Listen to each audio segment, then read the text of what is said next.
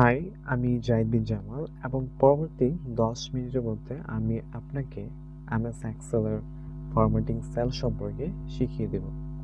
So এখানে MS এক্সেলের অনেকগুলো formatting sell রয়েছে। সো আমরা প্রথম যদি বলি যে পার্সেন্টেজ, সো আমরা যদি এখানে একটা নাম্বার লিখি, লেখার পর আমরা এখানে এটাকে কিভাবে পার্সেন্টেজে রূপান্তর করব। সো এর জন্য আমাদের মাউসের রাইট পয়েন্টে ক্লিক করে রাইট বাটনে ক্লিক করে আমরা এখানে এই যে ফরম্যাট সেল নামে একটা অপশন রয়েছে, সো সেখানে ক্লিক করলাম। দেন এখানে আমরা নাম্বারে চলে আসলাম, আসার পর এখান থেকে আমরা পার্সেন্টেজ ক্লিক করে দেন ওকে দিয়ে ক্লিক করলাম। দেন আমার কিন্তু এটা পার্সেন্টেজ হয়েছে। সো এরপর আমি আসি ডেট অ্যান্ড টাইম। সো আমি এটা কিভাবে সিলেক্ট করব। সাপোজ আমি একটা নাম্বার লিখলাম, সো এটার জন্য আমি এখন ডেট সিলেক্ট করব। যেহেতু আমি আরেকটা অন্য সিস্টেমে ডেট সিলেক্ট করব, সো হোম ট্যাবের এই নাম্বার গ্রুপের এই উপরে একটা মেনু আছে যে জেনারেল, সো আমরা সেখানে ক্লিক করে এখান থেকে আমরা এখানে অনেকগুলো অপশন রয়েছে। সো এগুলি হচ্ছে আমাদের ফরম্যাটিং সেল। সো এখান থেকে আমরা শর্ট যেটা ডেট, সো আমরা এটা সিলেক্ট করলাম। সো আমাদের কিন্তু একটা পুরোপুরি ডেট চলে এসেছে। সো আমরা যদি এখন একটা লং ডেট আমরা সিলেক্ট করবো, হ্যাঁ, সো এর জন্য আমরা আবার সেই জায়গাতে চলে যাবো অ্যান্ড লং ডেট। সো আমরা যদি এখানে ক্লিক করি তাহলে আমাদের কিন্তু ডেটটা চলে আসতেছে না, কিন্তু এখানে কিন্তু দেখা যাচ্ছে। এখন এটা করার জন্য আমাদের এই সেলটাকে বা এই সেল রটাকে আমাকে বড় করতে হবে। সো এই জন্য আমার এই কলামস, অর্থাৎ এটা হচ্ছে যে একটা কলাম, সো এটার সবচেয়ে হেডারে এই যেরকম একটা ডান সাইডে আমরা মাউসের বাম, এটা কিন্তু একটা লিফট, মাউসের বাম সাইডে ক্লিক করে ড্র্যাগ করে ধরে এটাকে আমরা বড় করে নেব। সো বড় করার সাথে সাথে কিন্তু আমাদের সেই আগের ডেটটা কিন্তু দেখা যাচ্ছে। সো এটা হচ্ছে আমাদের মূল একটা কাজ। এরপর আসি ফ্র্যাকশনস, যেটা হচ্ছে আমাদের ভগ্নাংশ। সো আমরা এখন যদি একটা ভগ্নাংশ করি, সাপোজ 11/4, সো আমাদের কিন্তু এটা কিন্তু ভগ্নাংশ আছে। সো এটা কিন্তু আসলে তারা অটোমেটিকভাবে 23 নিয়েছে, হ্যাঁ, আচ্ছা যাই হোক, একটা তো নিয়েছে। সো এটা হচ্ছে আমাদের ভগ্নাংশ, কিন্তু এটার মান কিন্তু দেখা যাচ্ছে না। আমি যদি এখানে ডাবল ক্লিক করি তাহলে কিন্তু আমাদের মানটা দেখা যাবে, এবং এখানে আমাদের এই যে ফর্মুলা বার, এখানেও কিন্তু আমাদের দেখা যাবে। সো আমরা যদি এখানে একটু মাউস নিয়ে যে ধরে রাখি,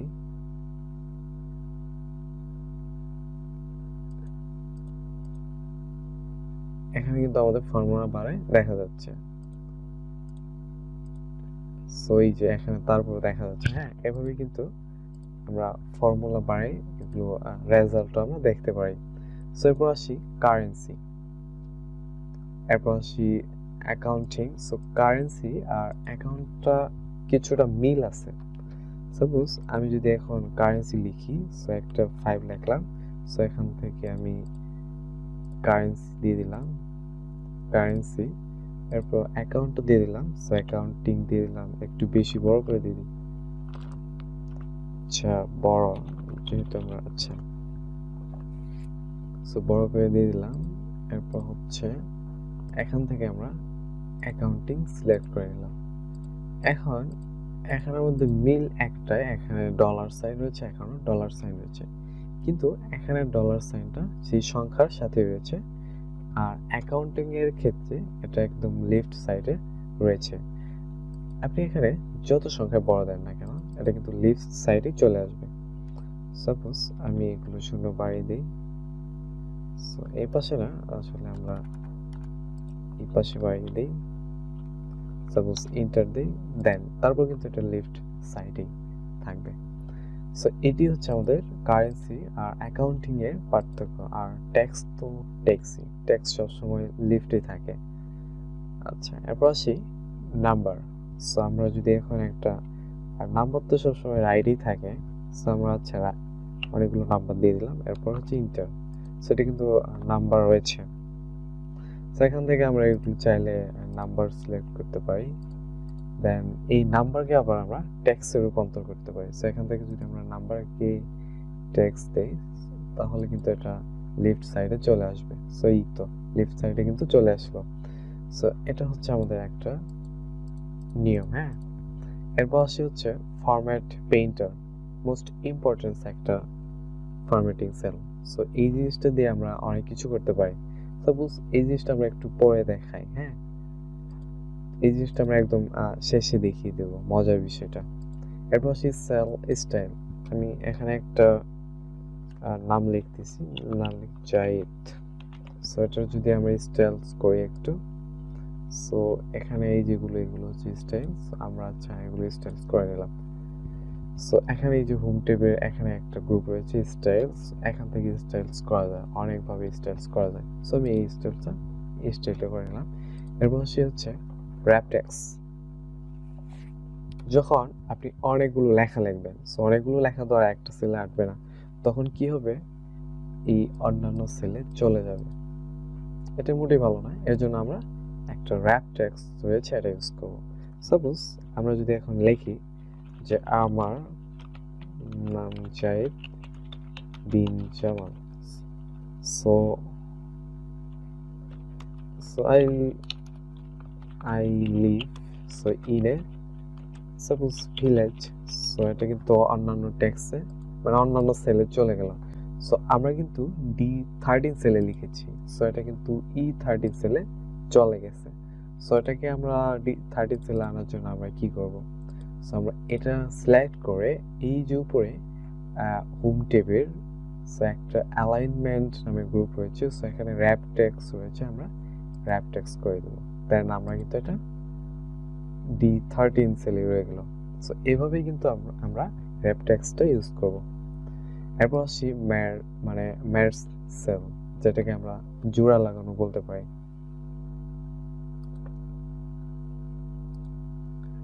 যেটাকে আমরা ম্যার্জ সেলস, যেটাকে আমরা জোড়া লাগানো বলতে পারি, যে আমরা অনেকটা সেল জোড়া লাগাবো বা অ্যাড করব।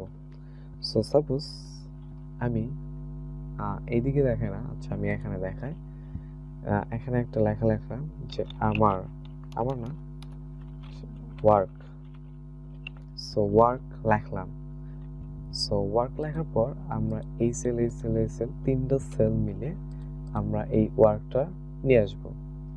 সো এর জন্য আমরা প্রথমে আগে এই রেঞ্জগুলো অ্যাড করলাম। সো আমরা কিন্তু রেঞ্জ অ্যাড করলাম, অ্যাড করার পর আমরা এই যে আবার হোম ট্যাবের অ্যালাইনমেন্ট থেকে একটা মার্জ অ্যান্ড সেন্টার লেখা রয়েছে, আমরা সেখানে ক্লিক করে দিব।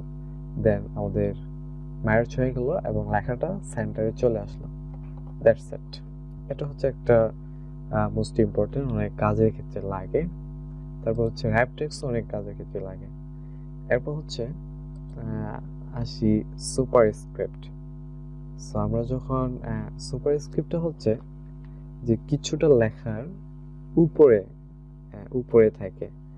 সাপোজ আমরা যদি এখানে এক্স লিখি, সো এই এক্সের যে একটুটা উপরে থাকবে এটা হচ্ছে আমাদের সুপার স্ক্রিপ্ট।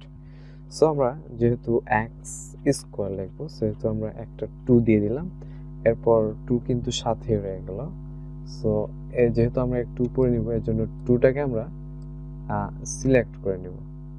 সো সিলেক্ট করার পর আমরা মাউসের রাইট বাটনে ক্লিক করব। সো ক্লিক মানে সেখানেই আমরা রাইট বাটনে ক্লিক করব। সো দেন এরপর হচ্ছে ফরম্যাট সেল, এটা সিলেক্ট করে আমরা এই যে এখানে ফন্ট অপশন রয়েছে, একদম নিচে একটা ইফেক্ট, সেখানে সুপার স্ক্রিপ্ট আমরা এটাকে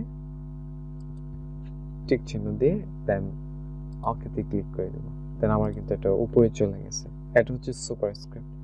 এরপর হচ্ছে সাবস্ক্রিপ্ট, এটা হচ্ছে কিছুটা নিচে থাকবে। হ্যাঁ, কিছুটা নিচে। সাপোজ আমরা যদি x2 লিখি,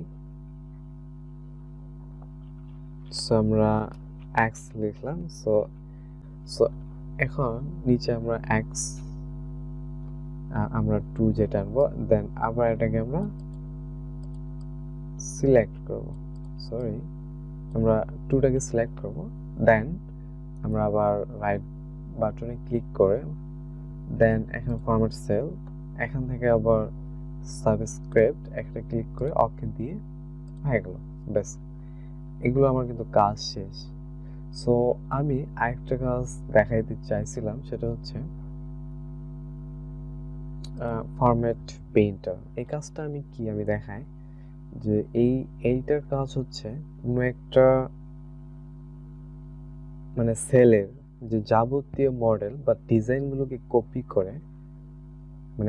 করে আর যে জায়গায় আমরা সেটা পেস্ট করব, সেই সেলটাকে কপি করবে। মানে যেটা সিলেক্ট করে অন্য একটা সেলে যদি আমরা সেটা কাজ করি, ওই সেলটার জিনিসটাই কাজ করবে। সো আমি প্র্যাকটিক্যাল দেখিয়ে দিচ্ছি। সাপোজ আমি একটা ডিজাইন করেছি, সেটা হচ্ছে ব্যাকগ্রাউন্ড হলুদ মানে ইয়েলো কালার দিয়েছি। সো এই কালারটা আমি যদি এখানে সিলেক্ট করি, এখানে চলে আসবে। সাপোজ এটা সিলেক্ট করলাম, দেন এই হোম ট্যাবে নিচে একটু ফরম্যাট পেইন্টার অপশন রয়েছে, এটা ক্লিক করলাম। দেন আমরা এটা যদি এখানে আনি, দেন এটা কিন্তু আমার ইয়েলো কালার হয়ে গেল। দেন আমার তারিখটা চলে গেছে, কারণ সেগুলো আর তো ডিজাইন নেই। যাই হোক, এটা এইভাবে করে সেটা চেঞ্জ করে। এরপর একটা আমি নিয়ম দেখিয়ে দিচ্ছি। সাপোজ আমি এই পুরা মানে এই রেঞ্জটাকে আমি সিলেক্ট করলাম, করার পর আবার ফরম্যাট পেইন্টার অপশন সিলেক্ট করলাম, করার পর দেন আমি এটাকে আবার সিলেক্ট করলাম, করে আমি এখানে কাজ করে দিলাম। দেন এখন দেখা হচ্ছে কি, যেগুলো এগুলো আমি যা সাইজ দিয়েছিলাম এগুলো সেম সাইজ হয়েছে, সেম একই সাইজ হয়েছে, কিন্তু এগুলো একটু মানগুলো চেঞ্জ হয়েছে। That's it. সো আপনারা যদি এগুলো করেন তো সব ক্ষেত্রেই করা যাবে না, কিছু কিছু ক্ষেত্রে করতে পারবেন।